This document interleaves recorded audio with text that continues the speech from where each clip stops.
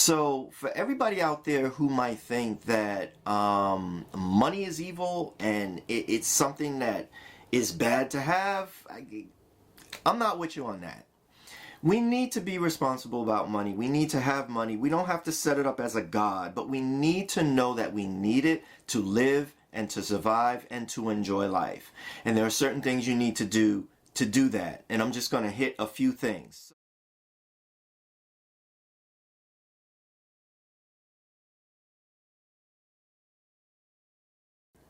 Hey there, Gen X fam.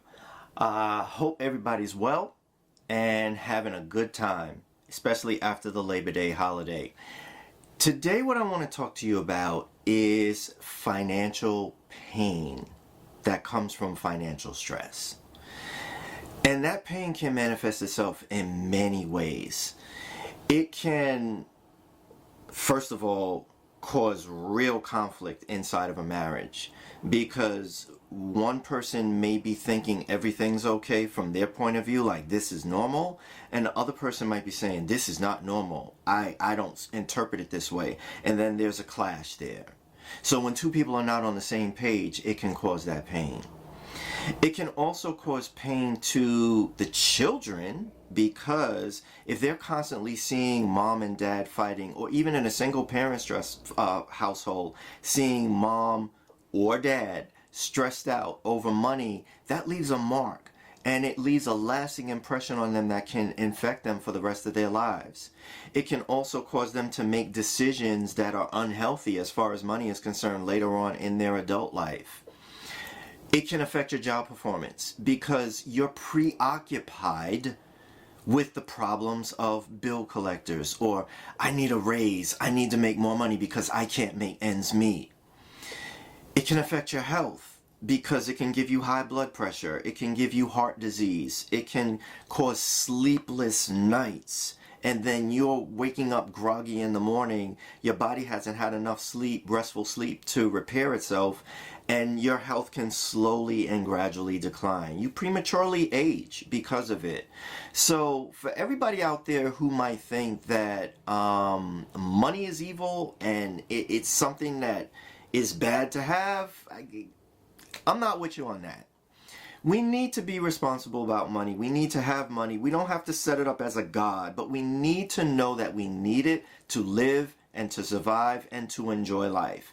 And there are certain things you need to do that. And I'm just going to hit a few things. So, to get financially healthy, stable, the first thing you need to know is your situation. So what you're going to do is you're going to get out a piece of paper, you're going to write down all of your bills, and you're going to write down all of your income.